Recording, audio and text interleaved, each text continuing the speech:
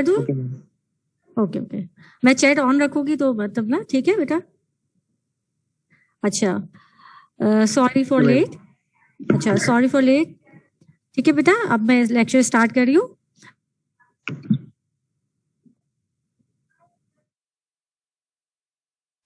आज का टॉपिक पूछना है तो आप मुझसे चैट में पूछ सकते हैं। आज का थोड़ा सा लेंदी लेक्चर होगा, ठीक है बेटा? थोड़ा सा लेंदी, डिजीजेस ज्यादा हैं, ड्रग्स वही हैं जो हम टाइफाइड फीवर में भी पढ़ चुके हैं और प्रीवियस लेक्चर में भी पढ़ चुके हैं, ठीक है? अच्छा अच्छा, सेक्सुअली ट्रांसमिटेड डिजीज मेरे ख्याल से मतलब आपने कल भी मेरे ख्याल से इसके बाद वाला भी लेक्चर होगा पैथोलॉजी का, मेडिसिन का, तो उसमें आपने अच्छी तरीके से उसके ऑर्गेनिज्म भी पढ़ोगे, ठीक है? अच्छा, आज हम पढ़ेंगे जो आपने मेडिसिन या पैथोलॉजी में सेक्सुअली ट्रांसमिटेड डिजीज के कोई ऑर्गेनिज्म के बारे में पढ़ा होगा, तो जस्ट रिकॉल उनके नाम करेंगे। enlist the antimicrobial that used for the treatment of that common certain common sexually transmitted diseases और उनका mechanism of action, adverse effects and antimicrobial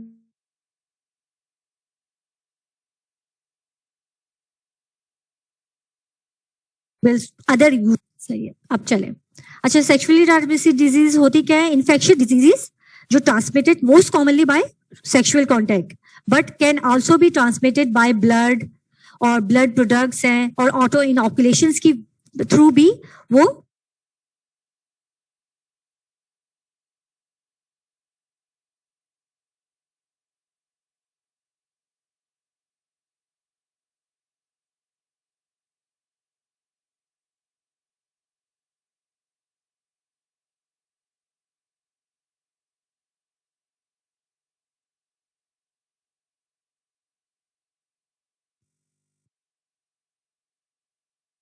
अच्छा, गिनोरिया एंड सिफिलिस है, बैक्टीरिया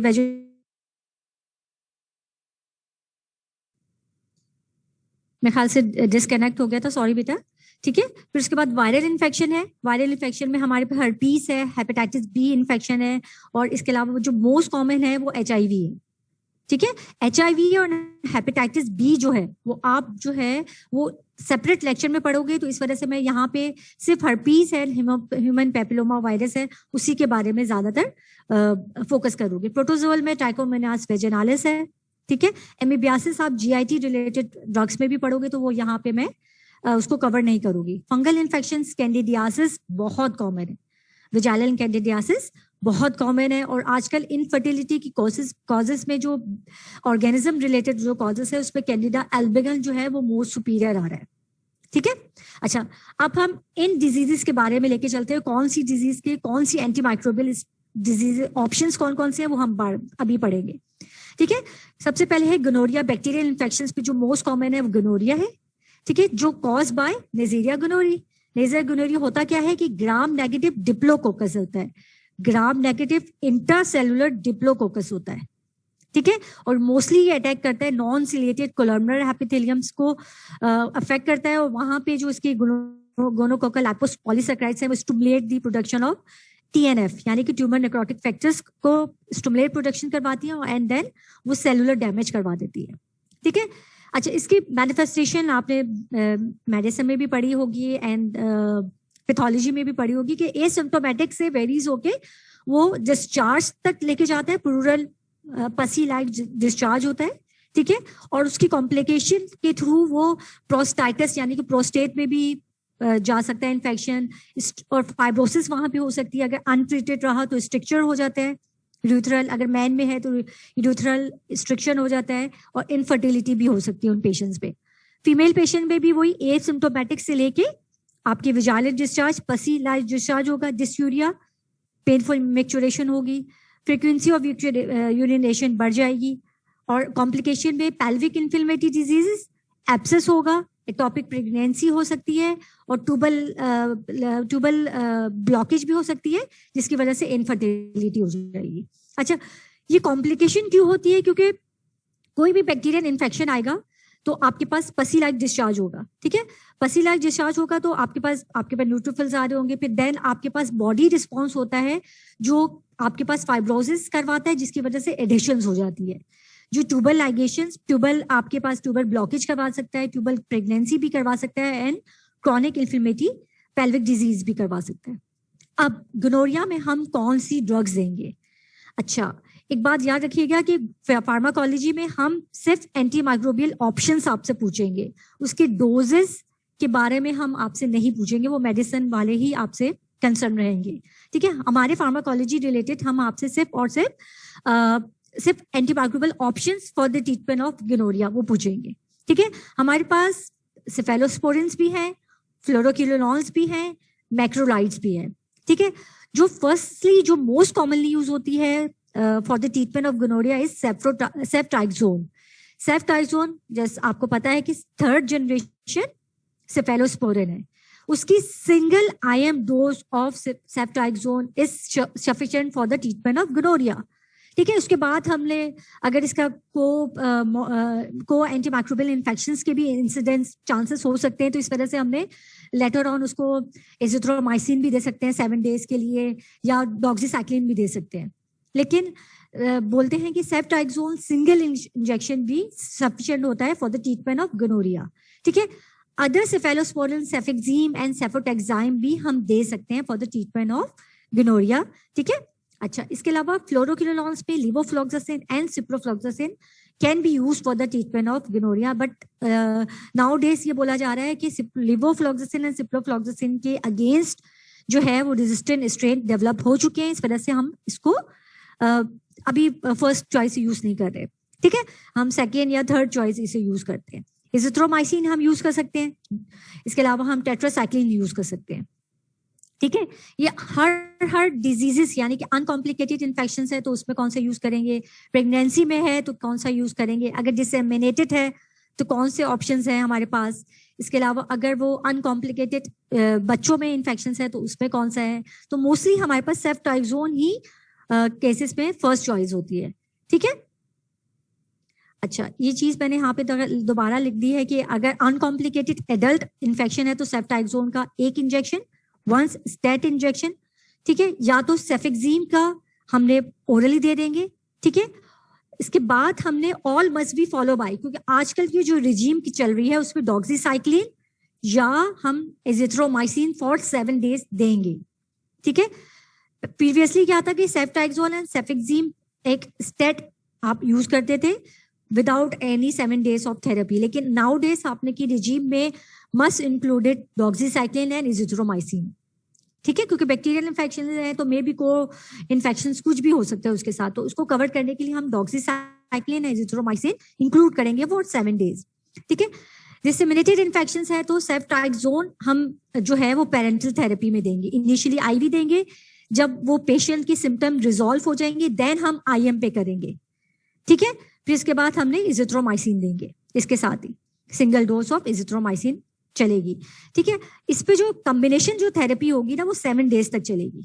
कॉम्बिनेशन आइदर वो सेफ्ट्राइक्सोन विद एजिथ्रोमाइसिन होगा या तो सेफोटेक्साइम विद एजिथ्रोमाइसिन होगा।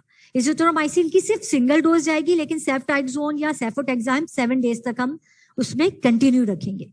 Disseminated, क्योंकि डिसेमिनेटेड है तो हमने सेफ्ट्राइक्सोन अनकॉम्प्लिकेटेड में हमने सिंगल डोज ही उस पर सफिशिएंट है, लेकिन अगर जो है वो डिसेमिनेटेड है, वो फैल चुका है, तो हमने वो 7 डेज थेरेपी रखेंगे और पेरेंटल थेरेपी रखेंगे, लेकिन उसके साथ भी हम एजिथ्रोमाइसिन या doxycycline as a state therapy हम उसको यूज रखेंगे।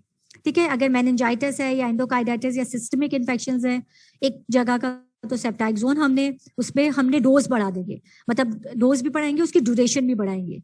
अगर मेनिंजाइटिस है या एंडोकार्डाइटिस है जो ट्रीट करना ज्यादा मुश्किल है तो हम 14 डेज तक हम उसको ले चलेंगे। ठीक है, अगर कंजक्टिवाइटिस या आई इन्फेक्शन है तो हमने सिंगल डोज के साथ हमने सलाइन वॉश भी करवाएंगे पेशेंट्स का। ठीक है, अच्छा, अब हमारे पास मेन ऑप्शंस क्या है ट्रीटमेंट के, सेफेलोस्पोरिन। सेफेलोस्पोरिन में जो मेन ऑप्शन है वो सेफ्ट्राइक्सोन है, जो थर्ड जनरेशन है। या आपने जब एंटीमाइक्रोबियल का आपने इंट्रोडक्शन पढ़ा होगा तो उसमें आपने सेफेलोस्पोरिन की क्लासिफिकेशन पढ़ी होगी। ठीक है, आपने जो क्लासिफिकेशन पढ़ी होगी, ठीक है, तो उसमें आपको याद करने का तरीका अभी जो है, अगर मैं सिस्टमिक के बारे में बोलूं एंटीमाइक्रोबियल्स में, तो आपने उसकी जनरेशन याद नहीं करनी, लेकिन आपको एटलीस्ट ये तो पता होना चाहिए कि सेफ्ट्राइक्सोन या सेफोटेटिन जो हम यूज कर रहे हैं for the treatment of gonorrhoea वो किस क्लास में आएगी। तो इसका याद करने का ये मैंने निमोनिक बनाया हुआ है। फर्स्ट जनरेशन में FA एंड PHA वाले आएंगे, ठीक है। सेकंड थर्ड जनरेशन में वन, जो एंड में वन आएगा या 10 आएगा या IME आएगा, वो वाली ड्रग्स आएंगी। फोर्थ जनरेशन में PI वाली ड्रग्स आएगी। तो उसका अगर आपने याद भी नहीं किया हुआ ना, सिर्फ ये निमोनिक्स याद की हुई है, तो कौन सी हम पिक करेंगे for the treatment of gonorrhoea? तो वन वाली और सेफोटेटेन वाली। ठीक है, ceftriaxone and cefotetan mostly use for the treatment of gonorrhoea. ठीक है। अच्छा, अब सेफेलोस्पोलिन का मैकेनिज्म ऑफ एक्शन क्या है? ये सेम, ये मैंने जब टाइफाइड का ट्रीटमेंट का ऑप्शंस बताए थे, तो मैंने उसमें ये सेफेलोस्पोलिन का मैकेनिज्म ऑफ एक्शन बताया था। या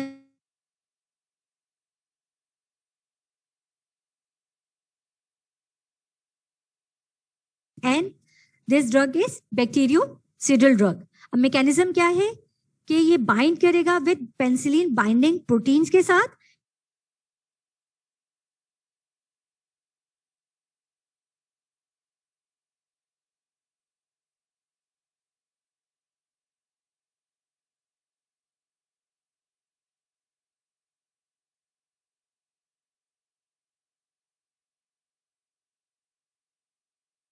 होती है एक एसिटाइल मिरामिक एसिड होता है।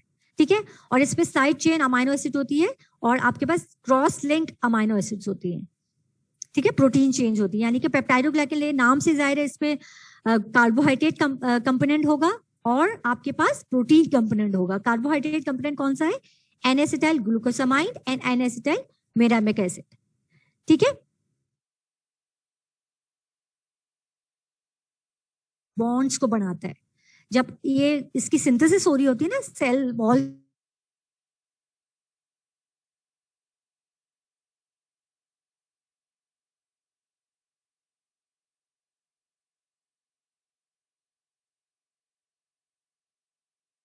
पेप्टाइडेज एंजाइम के साथ बाइंड करके आपके पास इंटरपेप्टाइड बॉन्ड्स को तोड़ देगा। ये मैंने आपको याद होगा जो एनिमेशंस बताई थी। ठीक है, तो इसमें मैंने ठीक तरह से बताया था कि NAG और NAM जो N acetyl muramic acid and glucosamine जो है वो सिंथेसाइज होता है साइटोप्लाज्म में विद स्मॉल पेप्टाइड के थ्रू। वो से साथ अटैच होके वो ट्रांसपोर्ट होता है विद इन सेल वॉल की तरफ, जहाँ पे साइट है सेल वॉल सिंथेसिस की। देन उसमें इंटरपेप्टाइड और इंटरग्लाइकोसाइडिक बॉन्ड बनते हैं। ठीक है, और वो कौन बनाता है? ट्रांसपेप्टाइडेज और ट्रांसग्लाइकोसाइडेज एंजाइम बनाता है। ठीक है, तो हमारे पास पेनिसिलिन या सेफेलोस्पोरिन का मैकेनिज्म ऑफ एक्शन क्या है कि ये वाली एक्टिविटी को, ये वाले बॉन्ड को वो बनने ही नहीं देता, यानी कि जो इंटरपेप्टाइड बॉन्ड है वो बनेगा ही नहीं। और जो इस पेप्टाइड को तोड़ रहा था यानी कि ऑटोलाइसिन, उसकी एक्टिविटी को वो इंक्रीज करवा देता है। ये चीज मैं एनिमेशन में फिर से बता रही हूँ। ठीक है, अभी किसी को समझ में नहीं आएगा तो मुझसे पूछ सकता है। ये पेप्टाइडोग्लाइकन लेयर है, ये इंटरग्लाइकोसाइडिक बॉन्ड है, ये पेप्टाइड बॉन्ड है। ठीक है, अब हमारे पास आएगा NM and MG newly synthesise, जब सेल वॉल सिंथेसाइज हो रहा है। ठीक है, सिंथेसिस हो रही है तो NAM NAG साइटोप्लाज्म में सिंथेसाइज होगा with small peptide bond attach होगा। देन वो ट्रांसपोर्ट होगा आपके सेल वॉल सिंथेसिस की तरफ, जहां पे ये ऑटोलाइसिन एंजाइम है जो आपके पास इंटरपेप्टाइड और इंटरग्लाइकोसाइडिक बॉन्ड को तोड़ेगा, ताकि न्यूली जो सिंथेसाइज कंपोनेंट है वो सेल वॉल का हिस्सा बन जाए। ठीक है, तो ऑटोलाइसिन कौन सा एंजाइम है जो ड्यूरिंग सेल वॉल सिंथेसिस के प्रोसेस में आपके इंटरग्लाइकोसाइडिक और इंटरपेप्टाइड बॉन्ड को तोड़ता है। ठीक है, और ट्रांसपेप्टाइडेज एंजाइम क्या है? जो ड्यूरिंग सेल वॉल सिंथेसिस आपके पास इंटरपेप्टाइड बॉन्ड को बनाता है, जिसको ट्रांसपेप्टाइडेज एंजाइम भी कहते हैं। अब पेनिसिलिन एंड सेफेलोस्पोरिन का मैकेनिज्म ऑफ एक्शन क्या है कि वो ट्रांसपेप्टाइडेज एंजाइम को ब्लॉक करेगी और इंटरपेप्टाइड बॉन्ड को बनने नहीं देगी, और जो ऑटोलाइसिन एंजाइम है उसकी एक्टिविटी को इंक्रीज करवा देगी। ठीक है, ये समझ में आ गया? किसी को मुझे यहाँ से पूछना है तो मुझे चैट में पूछ सकता है। मैकेनिज्म ऑफ एक्शन समझ में आ गया है सेफेलोस्पोरिन या पेनिसिलिन का?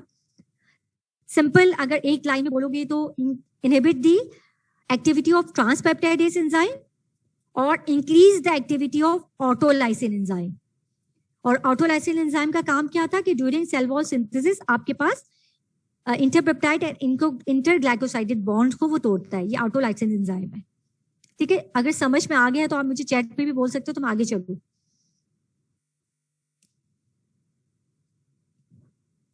समझ में आ गया है बेटा या सब सो रहे हैं?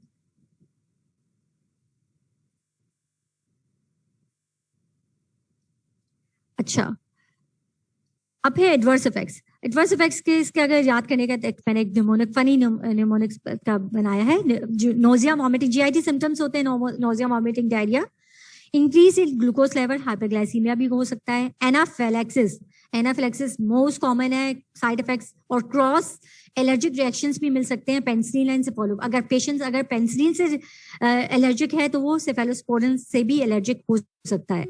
डाइसल्फेरम लाइक रिएक्शंस भी मिल सकते हैं, नेफ्रोटॉक्सिसिटी भी मिल सकती है, और थ्रोम्बोसाइटोपिनिया यानी जाइंट यानी कि GIT related side effects, increase in glucose levels, anaphylaxis and nephrotoxicity and thrombocytopenia. ठीक है, ठीक है। या तो आपके मैंने इस तरह boring type of adverse effects भी इस तरह लिखे हैं। ठीक है, वो क्या है, हाइपरसेंसिटिविटी यानी कि एनाफिलैक्सिस मिल सकता है, नेफ्रोटॉक्सिसिटी मिल सकती है, थ्रोम्बोफिलेबाइटिस, अगर आईवी आप पेनिसिलिन थेरेपी दे रहे हो तो थ्रोम्बोफिलेबाइटिस मिल सकता है उन पेशेंट्स में, न्यूट्रोपीनिया, लो WBC काउंट, सुपर इन्फेक्शंस मिल सकते हैं। ठीक है, डायरिया, ठीक है, ब्लीडिंग डिसऑर्डर्स वगैरह, या डाइसल्फेरम लाइक ऑफ रिएक्शंस मिल सकता है। सेफेलोस्पोरिन में अगर किसी ने मुझसे कुछ पूछना है तो यहाँ पे पूछ सकता है बेटा। आजकल क्या सब सो रहे हैं क्या? रैंडमली मैं किसी से पूछ लूं क्या?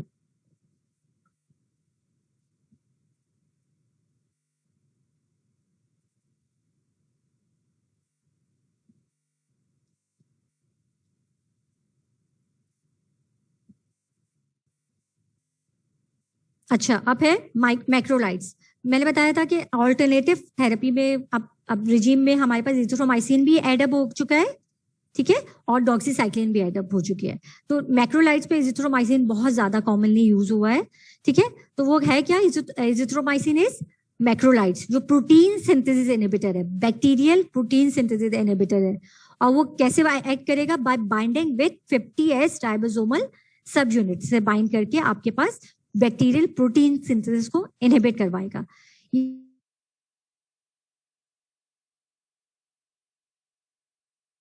क्या है कि जो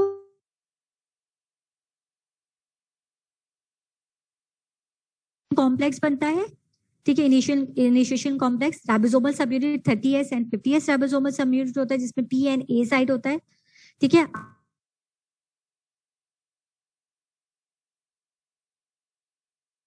सेकेंड अमाइनो एसिड को लेकर आएगा।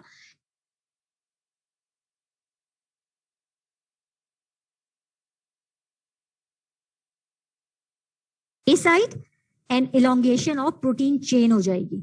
अब हमारे पास जो मैक्रोलाइड्स है वो 50S राइबोसोमल सब यूनिट से बाइंड करके ट्रांसपेप्टाइडेशन के स्टेप को ब्लॉक करवा देगा। ठीक है, ये मैं चीज एनिमेशन में भी आपको बता रही हूँ। ठीक है, ये मैसेंजर RNA है। ठीक है, अब राइबोसोमल सब यूनिट है, 30S राइबोसोमल सब यूनिट है एंड 50S राइबोसोमल सब यूनिट है। 50S राइबोसोमल सब यूनिट है, ठीक है, इस पे P साइट है, A साइट है। ठीक है, P साइड पे ट्रांसफर RNA अमाइनो एसिड आके अटैच हुआ, फिर A साइड में ट्रांसफर RNA लेकर आया अमाइनो एसिड। ठीक है, फिर P साइड से A साइड में आया, एक स्मॉल पेप्टाइड बना, P साइड वाला वहां से डिटैच होगा एंड देन A साइड वाला P साइड में आएगा। लेकिन अगर हमारे पास मैक्रोलाइड्स होगा, वो 50S राइबोसोमल सब यूनिट से बाइंड करके ये ट्रांस पेप्टाइडेशन, जो इलोंगेशन का स्टेप है सिंथेसिस का, वो ब्लॉक हो जाएगा। यानी कि वो ट्रांसफर ही नहीं होने देगा, 50S राइबोसोमल सब यूनिट से बाइंड करके वो A साइड से P साइड में ट्रांसफर ही नहीं होने दे रहा, और इलोंगेशन ही को यानी कि प्रोटीन चेन्स को वहीं पे इनहिबिट कर रहा है। ठीक है, क्या बच्चे सब सो रहे हैं क्या? चैट पे भी कोई मुझे रिस्पॉन्स नहीं दे रहा है।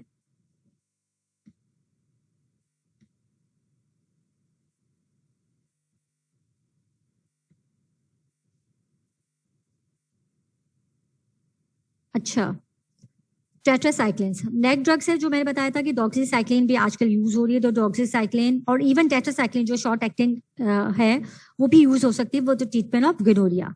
ठीक है, डॉक्सीसाइक्लिन एंड टेट्रासाइक्लिन दोनों यूज होती है। अच्छा, इसका मैकेनिज्म ऑफ एक्शन क्या है कि 30S राइबोसोमल सब यूनिट पे बाइंड करेगा और आपके पास जो है वो प्रोटीन सिंथेसिस को इनहिबिट कर देगा। यानी कि आपके पास जो A साइड है उस पर ट्रांसफर RNA जो है आपके 30S राइबोसोमल सब यूनिट से बाइंड करके, जो आपके पास A साइड में जो आपके ट्रांसफर है अमाइनो एसिड, जो ट्रांसफर RNA ला रहा है उसको ब्लॉक करवा देगा bye binding with 30S ribosomal सब यूनिट।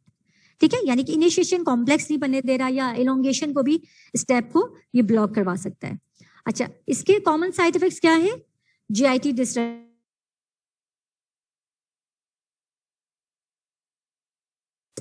leads to vertigo, ठीक है, टेट्रोजेनिक साइड इफेक्ट्स भी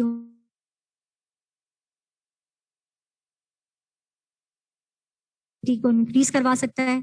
ये डिपॉजिट हो सकता है बोन्स एंड टीथ में, ठीक है, और परमानेंट डिसकलरेशन ऑफ टीथ भी करवा सकता है, ठीक है। अच्छा, इसका भी निमोनिक है, बहुत आसान है याद करने के लिए, GLP-K dive, side effects of tetracycline के, G for GIT toxicity, P for photosensitivity, L for liver damage, K for kidney damage that leads to diabetes insipidus, that leads to growing animals पे वो bind करके irreversible discolourations करवा रहा है। Vestibular dysfunctions leads to vertigo, और इस expired drugs हम ले लेंगे तो वो फेनकॉनी सिंड्रोम करवा सकता है पेशेंट्स में, ठीक है। तो 3 ड्रग्स हमने पढ़ चुके हैं जो यूज हो रही थी फॉर द ट्रीटमेंट, यानी कि हमने सेफेलोस्पोलिन के बारे में पढ़ा, मैक्रोलाइड्स के बारे में पढ़ा, टेट्रासाइक्लिन के बारे में पढ़ा, ठीक है। अब है क्लिंडामाइसिन भी मोस्टली हम यूज कर सकते हैं for the treatment of gonorrhoea, अगर हमारे पास फर्स्ट लाइन एजेंट जो है वो रेजिस्टेंट है, यानी कि सेप्टाइजोन का एनाफिलेक्टिक टाइप ऑफ रिएक्शंस मिल रहे हैं उन पेशेंट्स पे, तो किसी भी वजह से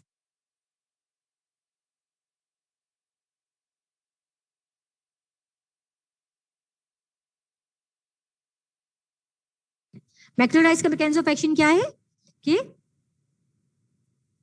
मैक्रोलाइड्स का मैकेनिज्म ऑफ एक्शन कोई मुझे चैट में बता सकता है? मैक्रोलाइड्स का मैकेनिज्म ऑफ एक्शन क्लिंडामाइसिन का जस्ट लाइक मैक्रोलाइड्स या इथ्रोमाइसिन की तरह है बेटा।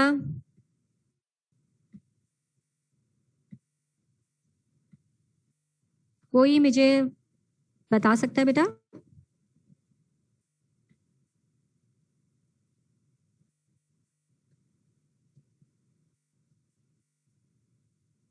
बेटा इस तरह तो आपका ये होगा कि आपको समझ भी आ रहा होगा या नहीं आ रहा होगा, मैं ही आपका ना रिस्पांस नहीं ले सकती ना, चैट पे आप मुझे रिस्पांस दे रहे हो ना बेटा।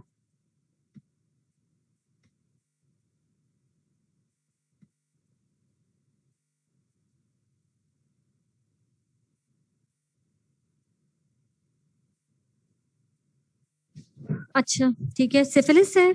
सिफिलिस जो है, जो सेकेंड जो मोस्ट कॉमन बैक्टीरियल इन्फेक्शन है कॉज बाय ट्रिपोनेमा पैलिडम, ठीक है। ट्रिपोनेमा पैलिडम जो है वो स्पाइरोकीट्स बैक्टीरियम है, ठीक है। ये एंटर होता है through breaks in skin and mucosa के थ्रू, ठीक है।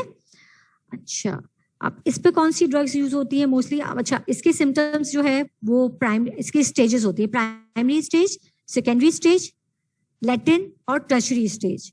आई थिंक ये आपने मेडिसिन में डिटेल में पढ़ा होगा, तो यहाँ पे मैं स्किप करके डायरेक्टली एंटी माइक्रोबियल की तरफ जाती हूँ, ठीक है। अच्छा, primary secondary and latent syphilis में, primary secondary and latent syphilis पे जो फर्स्ट चॉइस हम दे सकते हैं वो penicillin G, either benzathine penicillin G, either aqueous penicillin G, और हम प्रोकेन पेंसिलिन जी दे सकते हैं। लेकिन मोस्टली हम प्रेफर करेंगे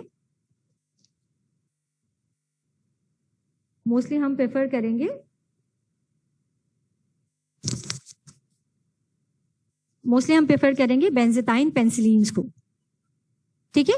अच्छा, न्यूरोसिफिलिस में हम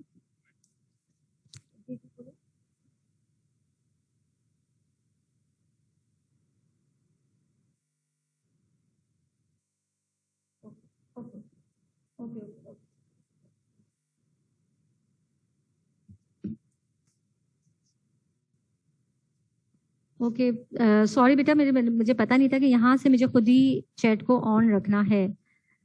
चैट को ऑन कैसे रख सकते हैं, मुझे तो ये भी नहीं पता।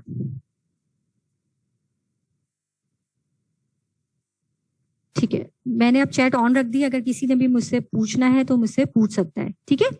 अच्छा, अब है सिफिलिस पे हमारे पास प्राइमरी सेकेंडरी लैटिन सिफिलिस पे बेंजिताइन पेंसिलिन जी देते हैं, ठीक है। न्यूरोसिफिलिस पे हम एक्वस प्लेन पेंसिलिन जी दे सकते हैं या तो प्रोकेन पेंसिलिन जी दे सकते हैं, ठीक है। अच्छा, कॉन्जेनाइटल सिफिलिस में हम लोग प्रोकेन पेंसिलिन एक्वस यानी कि प्लेन पेंसिलिन जी दे सकते हैं। अच्छा, अभी इससे प्रीवियस प्रीवियसली गोनोरिया में अगर किसी ने पूछना है तो प्लीज आप मुझसे पूछ सकते हैं। सॉरी बेटा, मैंने चैट ऑन नहीं की हुई थी तो इस वजह से आप लोगों का रिस्पॉन्स मेरे पास नहीं आ रहा था। अगर अभी किसी ने पूछना है तो मुझसे पूछ सकता है गोनोरिया के बारे में। ठीक है, यानी कि उसमें 3-4 ड्रग्स थी, सेफेलोस्पोरिन थी, सेफ्ट्राइजोन थी, सेपोटेक्साइम थी, सेपोटेटेन थी, जो हम मोस्टली देते हैं। उसका एडवर्स इफेक्ट्स हम आपसे पूछेंगे, फिर कैंसर फ्रैक्शन पूछेंगे, जो मैं आपको बता चुकी हूँ। ठीक है, अगर किसी ने भी मुझसे पूछना है तो पूछ सकते हैं।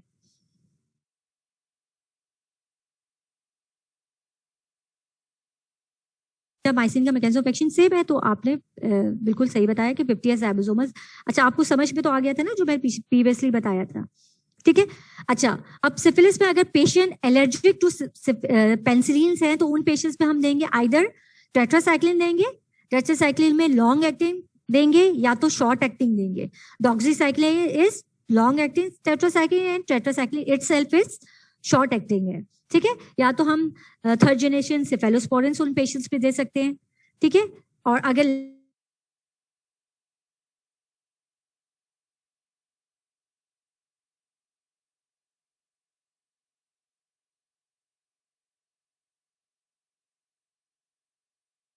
ड्रग्स दे हम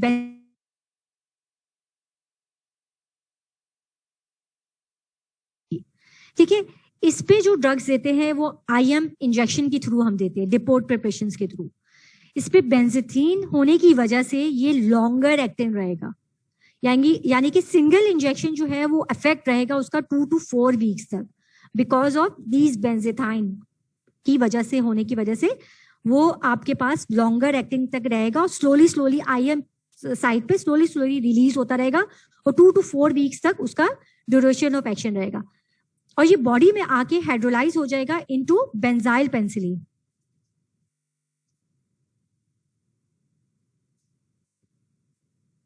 अगर पेशेंट रेजिस्टेंट है तो हमने या तो डॉक्सीसाइक्लिन या टेट्रासाइक्लिन हम दे सकते हैं उन पेशेंट्स पे। एलर्जिक पेशेंट्स है तो एलर्जिक पेशेंट्स में सेफ्ट्राइक्सोन भी उसके साथ जो है क्रॉस एलर्जिक रिएक्शन करवा सकता है, तो सेफ्ट्राइक्सोन उन पेशेंट्स पे नहीं देंगे। अगर रेजिस्टेंट है तो सेफ्ट्राइक्सोन, डॉक्सीसाइक्लिन एंड टेट्रासाइक्लिन हमारे पास मेन ऑप्शंस है और हमारे पास टेट्रासाइक्लिन और डॉक्सीसाइक्लिन के मोस्टली इस तरह के कोई हमारे पास रेजिस्टेंट केसेस नहीं मिले। इवन इन पेशेंट्स पे इजिथ्रोमाइसिन भी हम दे सकते हैं, इन पेशेंट्स पे इजिथ्रोमाइसिन भी दे सकते हैं। ठीक है, समझ में आ गया बेटा? अच्छा, डोजेस रिजीम जो है मैं एक दफा फिर से आपको पीछे वाले में बताती हूँ। पेशेंट एलर्जिक होगा अगर पेनिसिलिन से तो या तो डॉक्सीसाइक्लिन 2 वीक्स तक देंगे या टेट्रासाइक्लिन 2 वीक्स तक देंगे। ठीक है, अगर एलर्जिक है। ठीक है, अच्छा, बेंजीथाइन पेनिसिलिन के बारे में पता चल गया कि वो बेंजीथीन होने की वजह से वो लॉन्गर एक्टिंग रहेगा, स्लोली स्लोली रिलीज होता रहेगा। अच्छा, ये डिपोर्ट प्रिपरेशन में यूनिट के हिसाब से देंगे और IM प्रिपरेशन हो गए तो बेंजीथाइन पेनिसिलिन का जो मेजर साइड इफेक्ट है कि लोकल पेन होगा, तो उसको ओवरकम करवाने के लिए हमारे पास एक ड्रग है प्रोकेन बेंजाइल पेनिसिलिन, जिसे प्रोकेन पेनिसिलिन भी कहते हैं। इसमें क्योंकि प्रोकेन इज लोकल एनेस्थेटिक, इस वजह से लोकल साइट पे हमारे पास जो डिस्कम्फर्ट एंड पेन मिल रहा था ड्यू टू बेंजीथाइन पेनिसिलिन वो नहीं मिलेगा। अगर पेशेंट्स जो है सिफिलिस का पेशेंट आपके पास आया और वो कह रहा है कि मेरे पास जो भी आपने बेंजाइल पेनिसिलिन, बेंजीथाइन पेनिसिलिन दिया है उसकी वजह से हमें लोकल पेन या डिस्कम्फर्ट फील हो रहा है, तो हमारे पास लोकल एनेस्थेटिक जो है बाइंड जो है वो बेंजाइल पेनिसिलिन भी मौजूद है, जो हमारे पास लोकल पेन एंड डिस्कम्फर्ट को eight the site of infection को इंजेक्शन को आपके पास रोक देता है। ठीक है, हमारे पास एक्वस पेनिसिलिन जी भी है विदाउट एनी बेंजीथाइन और हमारे पास प्रोकेन। ठीक है, एक्वस जो है वो plain penicillin, crystalline penicillin G होती है। ठीक है, विदाउट एनी बेंजीथीन और प्रोकेन। ठीक है, अच्छा, इसके एडवर्स इफेक्ट्स होते हैं वही जो पेनिसिलिन की तरह है, पेनिसिलिन जी है।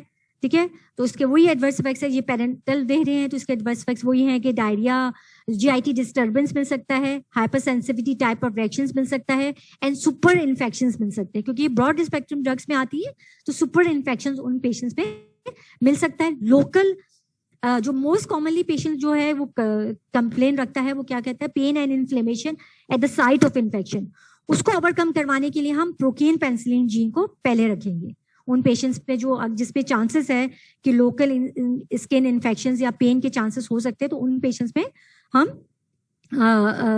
प्रोकेन पेनिसिलिन को सुपीरियर रखेंगे।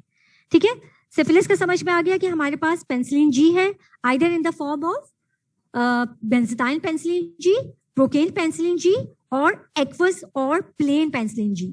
ठीक है, अब हमारे पास आता है क्लेमाइडियल इन्फेक्शन। ठीक है, क्लेमाइडियल इन्फेक्शन जो है वो मैन और फीमेल में जो डिफरेंट साइन सिम्टम्स के साथ प्रेजेंट करता है, यहाँ पे मैं उसको रिपीट नहीं करूंगी। ठीक है, अच्छा, इस पे जो क्लेमाइडियल इन्फेक्शन पे जो यूज होता है वो मोस्टली यूज होता है डॉक्सीसाइक्लिन, इजिथ्रोमाइसिन। जो फर्स्ट है वो डॉक्सीसाइक्लिन और इजिथ्रोमाइसिन यूज होता है। इजिथ्रोमाइसिन के बारे में बोलते हैं कि इसका सिंगल इंजेक्शन भी 1 gram of single dose adult dose में भी एडल्ट केसेस में काफी होता है। ठीक है, डॉक्सीसाइक्लिन को और हमें ऑल्दो 7 डेज तक देना पड़ता है ट्वाइस अ डे, लेकिन हमारे पास इजिथ्रोमाइसिन का सिंगल डोज जो है वो काफी रहता है। ठीक है, ऑल्टरनेटिव हमारे पास थेरेपी क्या है कि अगर इजिथ्रोमाइसिन काम नहीं कर रहा होगा तो इजिथ्रोमाइसिन जो उसी ग्रुप की ड्रग है ओफ्लॉक्सासिन या लिवोफ्लॉक्सासिन जो फ्लोरोक्विनोलोन्स है वो हम दे सकते हैं। यानी कि इसमें टेट्रासाइक्लिन्स आ गई, मैक्रोलाइट्स आ गई एंड फ्लोरोक्विनोलोन्स आ गए। 3 ऑप्शंस आ गए, टेट्रासाइक्लिन, मैक्रोलाइट्स एंड फ्लोरोक्विनोलोन्स। अच्छा, बीसीक्यू इसमें बहुत कॉमनली पूछा जाता है कि प्रेग्नेंट पेशेंट्स में हम कौन सी फर्स्ट रखेंगे। तो फर्स्टली हमने इजिथ्रोमाइसिन उस पे नहीं तो हम एरिथ्रोमाइसिन दे सकते हैं फॉर 7 डेज, या तो एमॉक्सिसिलिन फॉर 7 डेज सकते हैं, और अदर ऑल्टरनेटिव रिजीम क्या कर सकते हैं कि 1 ग्राम स्टेट इंजेक्शन लगा दे जो सिंगल इंजेक्शन है हमारे पास। तो हमारे पास जो बीसीक्यूज है मोस्टली इजिथ्रोमाइसिन रिलेटेड आता है कि कौन कौन सा ऑप्शन है, उसमें ये दोनों ऑप्शंस नहीं है, उसमें ये वाला ऑप्शन है। ठीक है, जो एंड में लेक्चर के एंड में मैं आपको जो बीसीक्यूज दिखाऊंगी तो मोस्टली प्रेग्नेंट पेशेंट्स के बारे में है कि एक प्रेग्नेंट पेशेंट्स है क्लेमाइडियल इन्फेक्शन के साथ मैनिफेस्ट कर रही है, तो कौन कौन से ट्रीटमेंट ऑप्शन उन पेशेंट्स पे दे सकते हैं।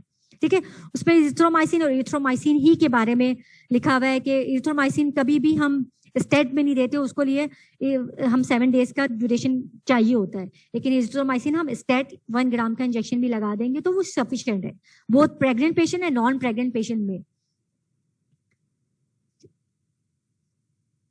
नहीं, डॉक्सीसाइक्लिन क्योंकि मैंने बताया था ना, डॉक्सीसाइक्लिन जो है वो टेट्रासाइक्लिन में आता है, ये ग्रोइंग बोन और ये टेट्रोजेनिक साइड इफेक्ट्स भी रखता है, टेट्रोजेनिक इफेक्ट्स भी है जो मैंने प्रीवियस स्लाइड में टेट्रासाइक्लिन के जो साइड इफेक्ट्स बताए थे ना मेरा बच्चा, तो उसमें मैंने बताया था ना कि ये टेट्रोजेनिक साइड इफेक्ट्स है, तो डॉक्सीसाइक्लिन तो हम उस पर रखेंगे ही नहीं। ठीक है, वो कॉन्ट्राइंडिकेटेड है, इसी वजह से हम लोग मैक्रोलाइट्स को सुपीरियर रखेंगे। अच्छा, उस पर भी है कि बीसीक्यू आपको चूज करना पड़ेगा कौन सा स्टेट थेरेपी है, कौन सा आप 7 डेज तक रखेंगे। ठीक है, या आपने खुद मतलब ये देखना होगा, आपको याद होगा, इसलिए मैं डोज याद करने को नहीं कह रही, सिर्फ ड्यूरेशन कौन सा हमने 7 डेज तक देना है, कौन सा हमने सिंगल स्टेट इंजेक्शन लगा दिया गया था तो वो एक्सीलेंट कवरेज है, उसकी एक्सीलेंट कवरेज है। डॉक्सीसाइक्लिन हम प्रेग्नेंट पेशेंट्स पे नहीं देंगे क्योंकि टेट्रासाइक्लिन का टेट्रोजेनिक साइड इफेक्ट्स और ग्रोइंग बोन एंड कार्टिलेज में भी डिपॉजिट होके फीटल में भी वो अफेक्ट करवा सकता है। ठीक है, ये समझ में आ गया। पीछे किसी ने कुछ पूछना है मुझसे? अभी आप इस वजह से कंफ्यूज हो रहे हैं कि ड्रग्स बहुत ज्यादा है, डिजीजेस बहुत ज्यादा है, लेकिन मैं पहले ही बता रही हूँ ड्रग्स के एडवर्स इफेक्ट आपको याद होंगे तो फिर ही आप बता सकते हो ना कि प्रेग्नेंट पेशेंट्स पे कौन सा देंगे कौन सा नहीं देंगे। ठीक है,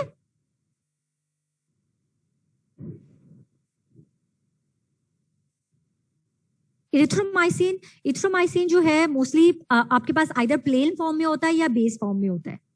ठीक है, प्लेन फॉर्म में, बेस फॉर्म में होता है जो उसकी आपके पास जो है एक्सीलेंट बायो अवेलेबिलिटी होती है उसकी। ठीक है, एक्सीलेंट बायो अवेलेबिलिटी होती है अगर बेस फॉर्म में अगर दिया तो, अगर प्लेन फॉर्म में दिया तो उसकी बायो अवेलेबिलिटी पेशेंट्स वेरीज कर सकती है, और हमने अगर बीडी फॉर्म में देना है तो उसमें हमने एक्सीलेंट बायो अवेलेबिलिटी वाली देनी होगी। ठीक है, हमने फ्रीक्वेंसी कम करके देनी है। ठीक है, अच्छा, अब है जेनाइटल हर्पीस है, हर्पीस सिंप्लेक्स वायरस से कॉज करता है। ठीक है, ये म्यूकस मेम्ब्रेन के थ्रू एंटर होता है और आइदर स्किन में अगर ब्रेकेज है या लेजन्स है उसके थ्रू, इन्फेक्टेड पेशेंट से अगर कांटेक्ट आ रहा है तो उसके थ्रू हमारी बॉडी में एंटर होगा। ठीक है, और आपके पास 2 तरीके के इन्फेक्शन है, 1 and 2। 1 वाला कहाँ करेगा, अबव द वेस्ट, और 2 वाला कहाँ करेगा, बिलो द वेस्ट, यानी कि जेनाइटल ऑर्गन्स को ज्यादातर अफेक्ट करेगा। ठीक है, इसके प्राइमरी इनिशियल एपिसोड होती है, रिकरेंट एपिसोड अगर पेशेंट्स जो है वो इम्यूनो कॉम्प्रोमाइज हो सकता है, हो जाएगा, तो उसमें रिकरेंट वायरल इन्फेक्शन और हर्पीस इन्फेक्शन के चांसेस उन पेशेंट्स में ज्यादा होते हैं। ठीक है, हमारा एम क्या है कि वायरल रेप्लिकेशंस को या लैटिन स्टेट पे जाने से हमने रोकना है वायरस को। तो उसके लिए एसाइक्लोविर ही मोस्टली हमारे पास यूज होती है। इसके अलावा इसकी प्रो ड्रग्स जो होती हैं वेलासाइक्लोविर एंड फैम्सिक्लोविर हम यूज करते हैं। ठीक है, ये आपके पास कंप्लीटली क्योर नहीं करेगा, ये या बात याद रखना कि वायरस जो है वो बहुत ही एक जो है ढीठ ऑर्गेनिज्म होता है, उसको ट्रीट करना बहुत मुश्किल होता है, बहुत मुश्किल होता है। इसको जस्ट हम, क्योंकि वो नर्व एंडिंग में जाके बैठ जाता है, हर्पीस स्पेशली, और वहां पे जाके लैटिन स्टेट में बैठ जाता है। ठीक है, तो इवन हमारे पास उस स्टेट को भी ट्रीट करने के लिए फिर हमारे पास जो है सिर्फ ड्यूरेशन को शॉर्ट करने के लिए, कंप्लीटली क्योर करने के लिए हमारे पास अभी भी कोई ड्रग नहीं है। मोस्टली हमारे पास एसाइक्लोविर है, वेलासाइक्लोविर है, फैम्सिक्लोविर है। ठीक है, इसकी ड्यूरेशन ऑफ जो ड्यूरेशन यूज होती है वो आपके पास जो स्टैंडर्ड ड्यूरेशन है वो 10 डेज की है। स्टैंडर्ड ड्यूरेशन है वो 10 डेज से 3 टाइम्स आ डे देते हैं एसाइक्लोविर, और 10 डेज तक हम देते हैं मोस्टली पेशेंट्स को। ठीक है, अच्छा, एसाइक्लोविर जो है एंटीवायरल मेडिकेशन है। ठीक है, गावानोसिन एनालॉग है। ठीक है, गावानोसिन एनालॉग है, तो इसका मैकेनिज्म ऑफ एक्शन वही होगा कि ये वायरल जो है डीएनए को रेप्लिकेशन को इनहिबिट करेगा। अब कैसे इनहिबिट करेगा कि हमारे पास वायरस इन्फेक्ट किस तरह करता है, हमारे पास सेल में जाके हमारे पास, क्योंकि ये जो भी वायरस है यानी सिंप्लेक्स वायरस या कोई भी वायरस आएगा वो हमारी बॉडी में जाके एंटर होगा, देन वो टेक ओवर कर लेगा हमारे सेल को। मोस्टली यही होता है ना, वो टेक ओवर कर लेता है हमारे सेल को। ठीक है, तो हमारे पास जो भी एसाइक्लोविर आएगा वो इन्फेक्टेड सेल में आएगा, वो आपके पास इनएक्टिव स्टेज में होगी। देन जो आपके पास हर्पीस सिंप्लेक्स वायरस है उसमें वायरल काइनेज होगा। वायरल काइनेज इसको 3 टाइम्स इसको फॉस्फोराइलेट करवाएगा। वायरल काइनेज के थ्रू ये 3 टाइम्स जो है वो फॉस्फोराइलेट होगा। एक फॉस्फेट ग्रुप हुआ, वो भी अभी इनएक्टिव है, फिर दूसरा ऐड हुआ, अभी तक इनएक्टिव है, फिर वो ट्राइफॉस्फेट ऐड होने के बाद एसाइक्लोविर ट्राइफॉस्फेट वो एक्टिव प्रोडक्ट में कन्वर्ट हो जाएगा, और वो viral DNA polymerase enzyme, viral DNA polymerase enzyme को ब्लॉक कर देगा, और वहां पे DNA replication of herpes simplex virus को रोक देगा। ये समझ में आया बेटा? ये समझ में आया? ये साइक्लोविर जो हर्पीस सिंप्लेक्स वायरस में फर्स्ट चॉइस यूज हो रहा है, उसका मैकेनिज्म ऑफ एक्शन आपको पता होना चाहिए। बेशक ड्यूरेशन भूल जाओ, बेशक उसके लेकिन मैकेनिज्म ऑफ एक्शन आपको याद रखना चाहिए। क्या है कि क्योंकि वायरल काइनेज के थ्रू वो एक्टिवेट होगा, 3 फॉस्फेट आएंगे, फिर 3 ट्राइफॉस्फेट, एसाइक्लोविर की ट्राइफॉस्फेट जो है वो वायरल जो है वो डीएनए पॉलीमरेज को इनहिबिट कर देगा, डीएनए रेप्लिकेशन को वहीं पे इनहिबिट कर देगा। अच्छा, ये बीच को इसमें बहुत ज्यादा कंफ्यूज ना होना कि आइदर वायरल काइनेज के थ्रू एक्टिवेट हो रहा है या आपके पास ह्यूमन सेल जो इंसानों का जो काइनेज है उसके थ्रू एक्टिवेट हो रहा है। ये वायरल काइनेज के थ्रू एक्टिवेट हो रहा है। ठीक है, ये बीसीक्यूज में कंफ्यूज मत होना। हाँ ठीक है, यानी कि वायरल एंजाइम को ही एक्टिवेट कर रहा है, यही मेरे बोलने का मतलब है मोइस, कि वायरल एंजाइम को यूज कर रहा है for activation and viral enzyme ही को इनहिबिट कर रहा है। ठीक है, तो ये बीसीक्यूज पे ये लाइन याद रखिएगा। ठीक है, क्योंकि अगर ये चीज क्लियर होगी तो आपके पास बीसीक्यूज सारे आपके कवर हो जाएंगे, क्योंकि उस पर कंफ्यूज करने के लिए हमने ह्यूमन वायरल काइनेज दिया हुआ होगा या ह्यूमन डीएनए पॉलीमरेज को इनहिबिट करवाने के लिए ऑप्शंस दिए हुए होंगे, तो आपने वायरल काइनेज या वायरल डीएनए पॉलीमरेज को करना है। ठीक है, रेजिस्टेंट क्यों मिल सकता है? रेजिस्टेंट बहुत कॉमन होता है। क्यों मिल सकता है कि म्यूटेशन, वही जो 2 एंजाइम इसके यूज हो रहे हैं ना, वायरल काइनेज के और वायरल डीएनए पॉलीमरेज, उसमें म्यूटेशन मिल जाए, सिंपल है। अच्छा, इसका एडवर्स इफेक्ट्स क्या होता है? फिलेबाइटिस मिल सकता है, रिवर्सिबल रीनल टॉक्सिसिटी मिल सकती है, न्यूरोलॉजिक सिम्टम्स मिल सकते हैं, जीआईटी सिम्टम्स मिल सकते हैं, थर्मोसाइटोपेनिक पेप्यूरा फोटोसेंसिटिविटी मिल सकती है। ठीक है, लेकिन सीएनए रिलेटेड साइड इफेक्ट्स है बहुत ज्यादा कॉमनली इन पेशेंट्स पे मिल सकती है। हाँ, सिंपल वर्ड, बिल्कुल सही मोइस, बिल्कुल सही बोला। अच्छा, वायरस इसको एक्टिवेट करा रहा है, उसी को जाके मारा, बिल्कुल सही बोला बेटा। लेकिन ये वायरस भी तो ऐसा है, ये वायरस भी बहुत हीट है। रिकरेंट इन्फेक्शन, जैसे ही वो देखा कि इम्यूनिटी कम है, वो उसी तड़ाक में रहता है, तो उसी वजह से उसका मारने के लिए, मतलब वहां पे इन्फेक्शन, क्योंकि बहुत ढीठ है ये हमारे पास हर्पीस वाला, रिकरेंट इन्फेक्शन बहुत कॉमन है और उसको हमने डायग्नोज भी नहीं कर पा रहे होते। ठीक है, वो हम बोलते हैं कि हाँ ये तो बुखार हुआ था ना, इसकी वजह से मुंह में छाले हो गई, बुखार हुआ था ना मुंह पे, ये क्या हुआ कि हमारे पास नर्व एंडिंग में बैठा रहेगा और अब आपस रिकरेंट इन्फेक्शन होते रहेंगे। ठीक है, अच्छा valacyclovir L valyl ester prodrug of acyclovir, यानी कि ये प्रो ड्रग है एसाइक्लोविर। ठीक है, ये कंप्लीटली कन्वर्ट होगा एसाइक्लोविर, उसका भी मैकेनिज्म ऑफ एक्शन सेम है जो हमारे पास, स्पेक्ट्रम भी सेम है, जस्ट हमारे पास उसकी तरह का एसाइक्लोविर की तरह ही का इसका मैकेनिज्म ऑफ एक्शन है। ठीक है, क्योंकि ये प्रो ड्रग है, बॉडी में जाके एसाइक्लोविर में कंप्लीटली होगी, एसाइक्लोविर में कन्वर्ट, एंड देन वो वायरल काइनेज के थ्रू एक्टिवेट होके एंड देन वो अफेक्ट करवाएगा। सही है। अच्छा, अब है वार्ड्स भी बहुत आजकल इसके केसेस मिल रहे हैं, कॉज बाय, अच्छा इसकी तो वैक्सीन भी आ गई है बहुत, वुमेन, क्योंकि ये आपके पास जो है ये मोस्टली बोलते हैं कि ये मैलिग्नेंसी की तरफ चला जाता है, ट्यूमर की तरफ चला जाता है, इस वजह से इसकी बहुत आजकल वैक्सीन भी आ गई है। ठीक है, अच्छा इसको भी ट्रीट करने के लिए हमारे पास केमिकल थेरेपी भी है और ड्रग थेरेपी भी है। ठीक है, अच्छा ह्यूमन पेपिलोमा वायरस के थ्रू ये कॉज होता है इसके, ये भी कंटेजिनियस होता है और सेक्सुअली एक्टिव जो यंग पेशेंट्स होते हैं उनमें मोस्टली कॉमन होता है।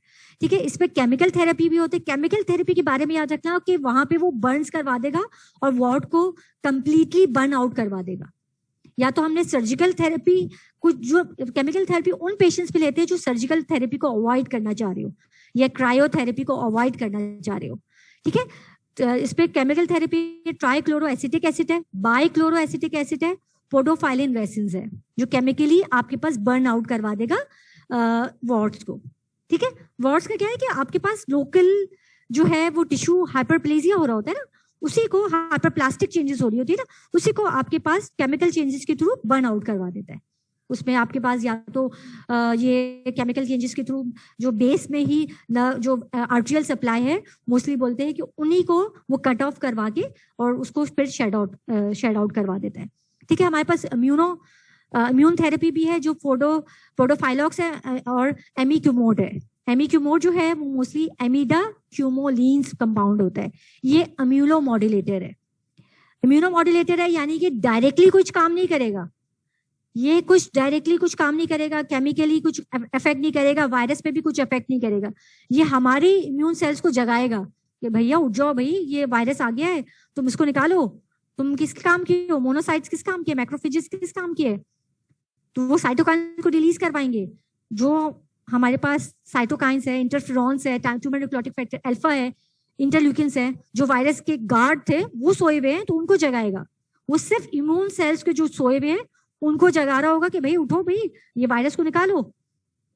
ठीक है, ये डायरेक्टली कुछ काम नहीं करेगा, डायरेक्ट वायरस को नहीं मारेगा, ये इवन जो एंटीजन प्रेजेंटिंग सेल्स है ना उसको भी जगाएगा कि भाई जाके ये मोनोसाइट्स और ये मैक्रोफेजेस को जगाओ कि ताकि वो ये इंटरल्यूकिन्स वगैरह और इंटरफेरॉन्स को निकाले, मतलब ताकि वो वायरस को मारे। ये डायरेक्टली कुछ काम नहीं करेगा। ये बात समझ में आई कि डायरेक्टली कुछ काम नहीं कर रहा होगा।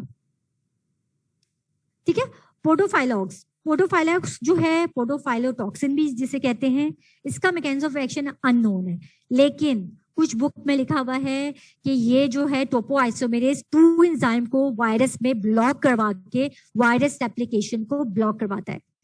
ठीक है, पोडोफाइलोटॉक्सिन आप एंटी कीमोथेरेपी में भी पढ़ोगे कि ट्यूबुलिन की असम्बलिंग को ब्लॉक करवाता है। ठीक है, यानी कि एंटी मतलब ना ट्यूमर इफेक्ट्स भी रखता है, लेकिन इसका मैकेनिज्म ऑफ एक्शन अगर आपको कुछ भी याद नहीं हो रहा तो ये भी बोल सकते हो कि अननोन है। लेकिन कुछ बुक में ये भी लिखा हुआ है कि टोपोआइसोमेरेज 2 एंजाइम को वायरस पे ब्लॉक करवाता है और जिसकी वजह से आपके पास डीएनए रेप्लिकेशन नहीं होती वायरस की।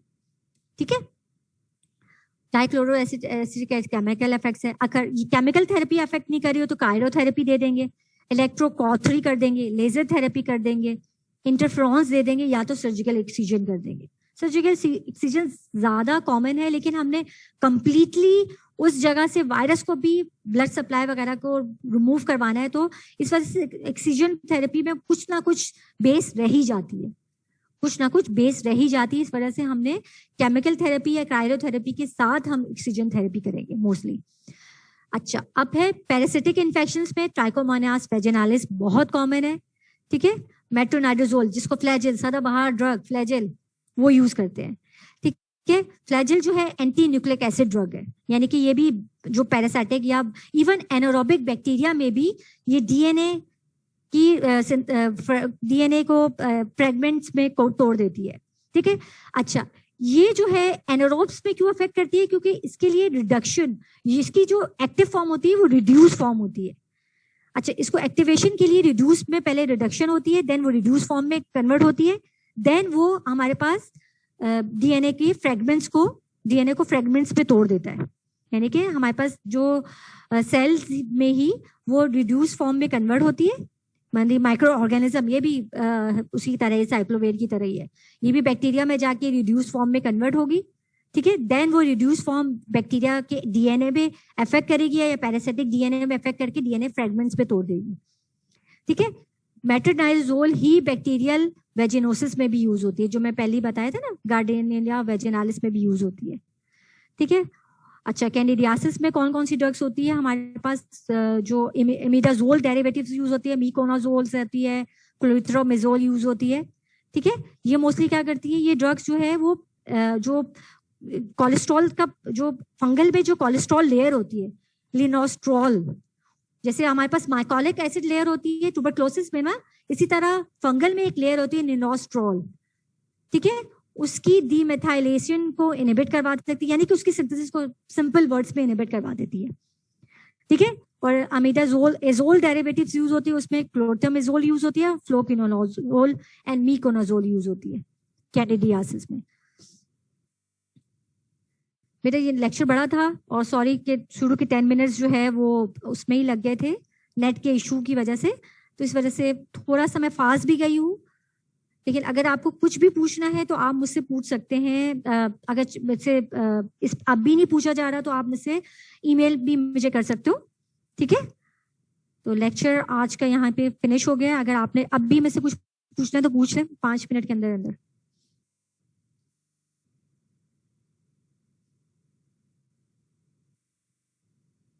अच्छा, एंटी फंगल ड्रग जो है मोइज बेटा, एंटी फंगल ड्रग में हमारे पास जो एजोल डेरिवेटिव्स है, एजोल में हमने 2 में कन्वर्ट कर दिया ना, एजोल डेरिवेटिव।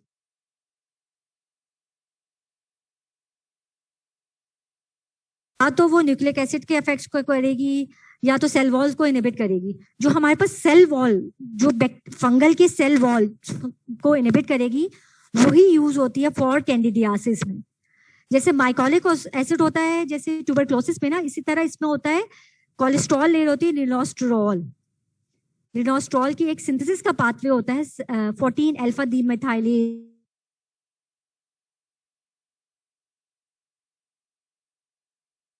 वो कन्वर्ट नहीं होगा। फाइनल प्रोडक्ट जो होता है ना लिनोस्ट्रॉल का, फाइनल प्रोडक्ट होता है एर्गोस्टेरॉल, वही जो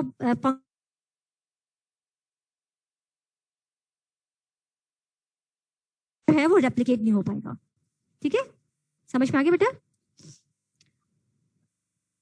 अरबाज बेटा, मैक्रोलाइड्स का मैकेनिज्म ऑफ एक्शन क्या है कि ये जो है 50S राइबोसोमल सब यूनिट पे बाइंड करके आपके पास ट्रांसपेप्टाइडेशन के स्टेप को ब्लॉक कर देती है। जो प्रोटीन सिंथेसिस का जो होता है ना, ये मैंने आपको ये लेक्चर में जो एनिमेशन है ना, ये मेरे ख्याल से LMS पे मैं अपलोड कर दूंगी, तो इसकी एनिमेशन भी एक दफा देख लेना। अगर मेरी वर्डिंग समझ में नहीं आ रही तो एनिमेशन भी जरूर देख लेना, ठीक है। इसकी एनिमेशन जरूर देख लेना बेटा।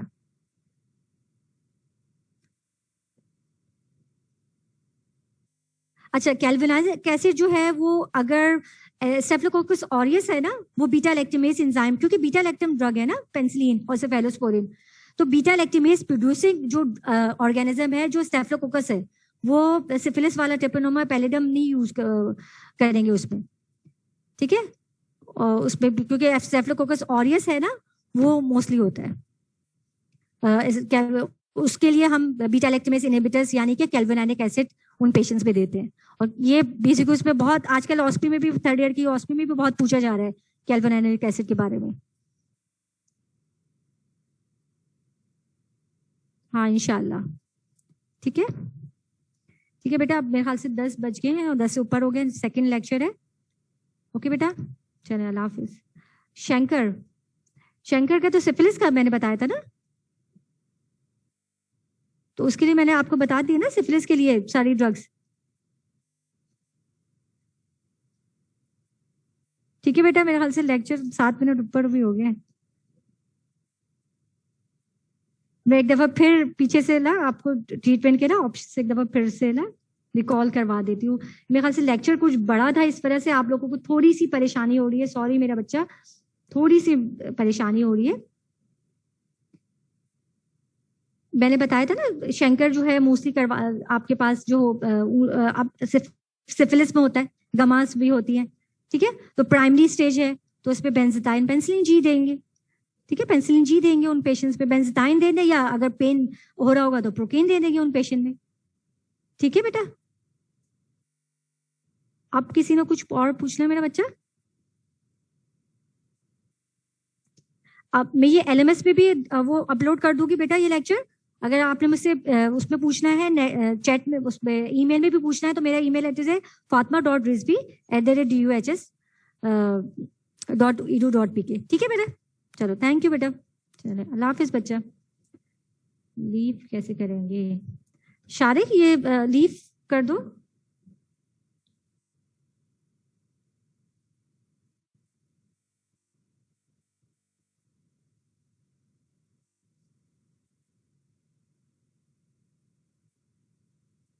शारिक भी चला गया, लीव कैसे करेंगे?